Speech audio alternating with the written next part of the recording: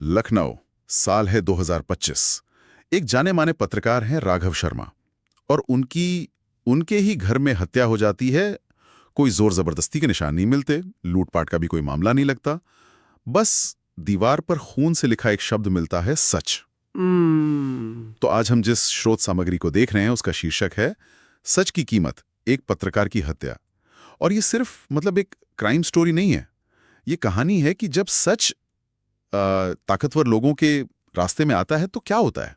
बिल्कुल, ये टकराव की कहानी है। हाँ, स्रोत ये बताता है कि राघव शर्मा वो अपनी बेबाक रिपोर्टिंग के लिए जाने जाते थे, खासकर जो भ्रष्ट नेता थे, माफिया थे, उनके खिलाफ लिखने के लिए। और हाल ही में वो एक बड़े जमीन घोटाले पर काम कर रहे थे, जिसमें एक मंत्री और एक बड़े बिल्डर का नाम आ रहा था। अच्छा। और उन्हें धमकियां भी मिल रही थी, ये बात कोई छुपी हुई नहीं थी। और यहीं पर ये मामला सिर्फ एक व्यक्ति की हत्या से कहीं ज्यादा बड़ा बन जाता है। स्रोत इसी तरफ इशारा करता है कि ये सिर्फ राघव पर नहीं, बल्कि सच बोलने की जो हिम्मत है उस पर हमला है। ये दिखाता है कि खोजी पत्रकारों को कितना खतरा झेलना पड़ता है अक्सर। अगली सुबह राघव की बहन है नेहा। उन्होंने ही राघव को घर पर मृत पाया। चाकुओं से कई वार किए गए थे, ऐसा स्रोत कहता है। ओह। जांच सौंपी गई इंस्पेक्टर सीमा सिंह को, लेकिन उन्हें भी शुरू से ही ये शक था कि मामला उलझेगा, राजनीतिक दबाव आएगा। और सबसे जरूरी चीज, राघव का लैपटॉप वो पासवर्ड से लॉक्ड था। हाँ, यहीं से मामला और पेचीदा हो जाता है। जो स्रोत बता रहा है, सीसीटीवी का बंद होना, लैपटॉप का लॉक मिलना, क्या ये सिर्फ इत्तेफाक है या फिर ये इशारा है कि कुछ बहुत बड़ा छुपाने की कोशिश हो रही थी? बिल्कुल। सवाल तो यही उठता है कि राघव ऐसा क्या सामने लाने वाले थे, कौन सा सच? और धमकियां रुकी नहीं। राघव की बहन नेहा को भी मिली, चुप रहने को कहा गया, लेकिन स्रोत के मुताबिक वो डरी नहीं। उन्होंने किसी तरह वो लैपटॉप अनलॉक करवाया, और जो उसमें मिला वो सच में चौंकाने वाला था। क्या मिला? मंत्री विनोद मिश्रा और बिल्डर राजीव खुराना, इनके बीच 500 करोड़ के जमीन घोटाले के पक्के सबूत। हाँ?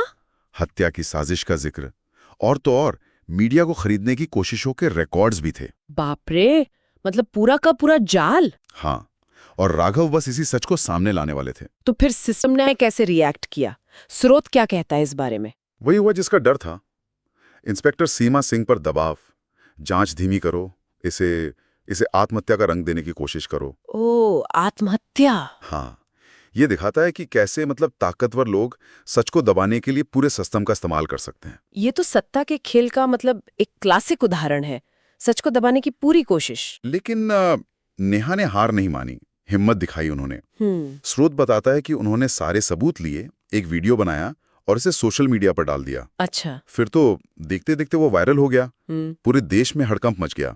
ये उम्मीद थी। दबाव इतना बना कि मंत्री मिश्रा को गिरफ्तार करना पड़ा। गिरफ्तार तो हुए, लेकिन कहानी यहाँ खत्म नहीं हुई होगी। नहीं, स्रोत ये भी बताता है कि मंत्री जी जल्द ही जमानत पर बाहर आ गए। देखा, तो जो औपचारिक न्याय है वो शायद अधूरा रह गया। हाँ, कह सकते हैं। लेकिन अगर हम बड़ी तस्वीर देखें तो स्रोत शायद ये कहना चाह रहा है कि नेहा ने कम से कम राघव के सच को जनता तक तो पहुंचा दिया। ये कानूनी लड़ाई बनाम पब्लिक अवेयरनेस की बात हो जाती है। बिल्कुल।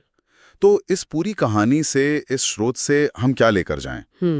एक बात तो साफ है कि सच बोलना महंगा पड़ सकता है, बहुत महंगा, जान से भी ज्यादा। पर राघव की कहानी ये भी तो दिखाती है कि जब सच के लिए जान दी जाती है तो वो सच मरता नहीं है, वो जिंदा रहता है। सही कहा। ये कहानी असल में भ्रष्टाचार के इतने बड़े सिस्टम के सामने भी सच की अपनी एक ताकत होती है, ये दिखाती है।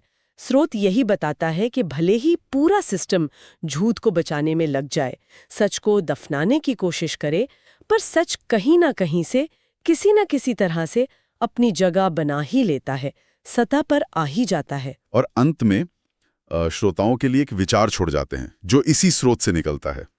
राघव की कहानी में हमने देखा कि सिस्टम शायद ताकतवर को फौरन सजा ना दे पाए, जैसे मंत्री जमानत पर छूट गए।